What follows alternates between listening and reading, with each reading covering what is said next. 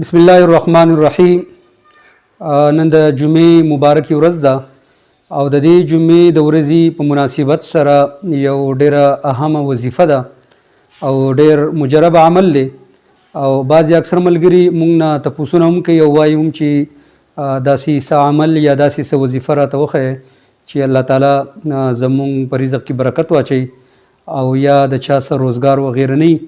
او الله تعالی د هغې وظیفې د برکت الله تعالی هغوی ته روزګار ورکړي یا روزګار شته خو لیکن هغې کې ضروریات چې دی هغه نه پوره کیږي نو د هغې خلکو لپاره دا یو وظیفه ده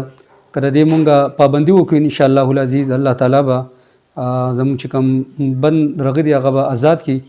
او کم مسایل چې دی هغه به ختم شي او انشاءالله العزیز په رزق کې او په روزګار کې به الله تعالی برکت واچوي. او هغه وظیفه دا ده چې د جمعې په ورځ باندې د جمعې د مانځه نه پس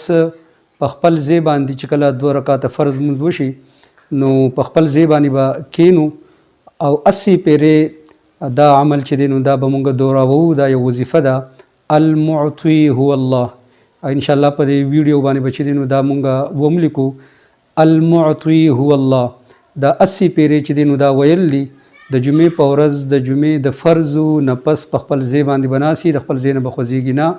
او دا عمل به چې دی نو دا به 80 پیرې چې دی دا وایي المعطي هو الله او د دې نه مخکې او په آخره کې به 3 پیرې چې دی درود شریف یعنی په شروع کې درود شریف 3 پیرې او بیا به چې دی 80 پیرې المعطي هو الله دا کلمه چې دی نو مونږ وایو او بیا په آخره کې 3 پیرې درود شریف وایو نو انشاءالله العزیز د دې برکت به